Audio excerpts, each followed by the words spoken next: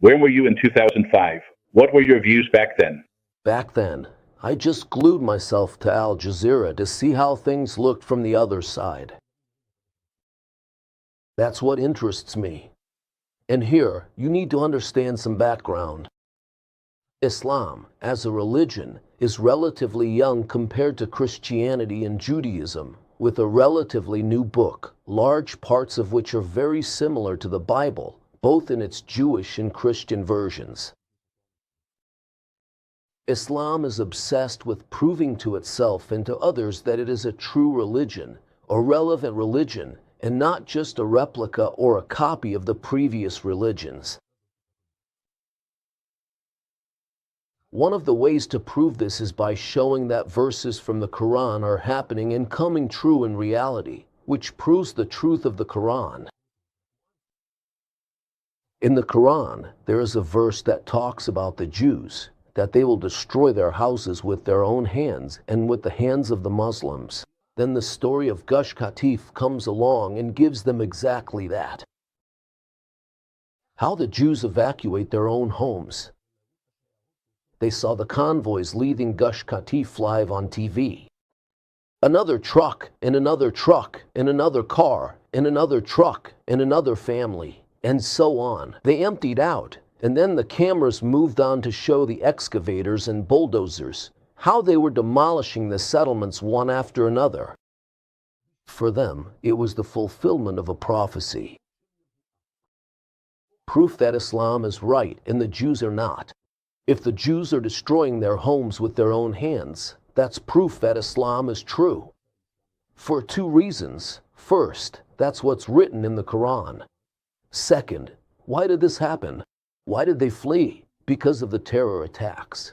The Hatchell family, for example, that's an example, meaning that the Jews, they broke because of Hamas's very successful jihad. So if they broke in Gush Katif, they'll break again in the Gaza envelope, in the south, further north. Let's go step by step and strike them just like we did there. They'll flee from every place we go to.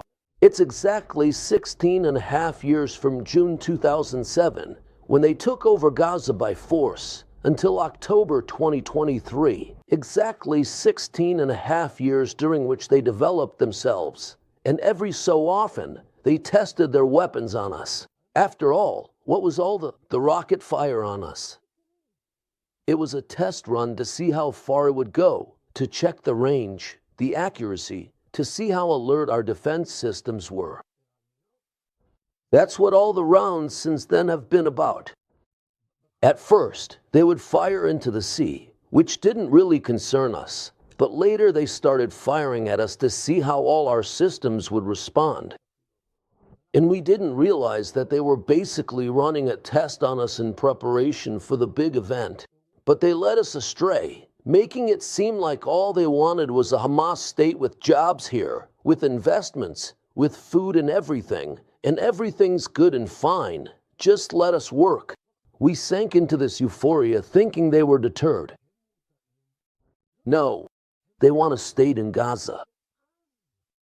They have no interest in Ashkelon, no interest in the Gaza envelope, no interest in Sderot or Beersheba. They're not interested because they have a state and they'll protect it at all costs. That was the talk in the studios back then. Everyone thinks they know what Hamas wants. And like Cato the Elder, I told them, guys, if you think they think like you do, you're in trouble. I said this to a group of officers from the research division who once told me Hamas is a rational player. That was the term used in those days, a rational player.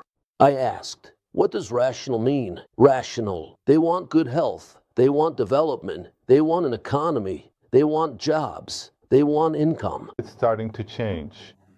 Once again, those voices, the bizarre voices of the progressive left, who see the Palestinians as victims and us as occupiers, are taking over the conversation today. No, in my opinion, what's been happening over the past year and a half, and especially since October 7th, is that the number of people who think that way, the progressives, is steadily decreasing. You can see it very clearly in the protests, which are dwindling, but those who remain are the hardcore.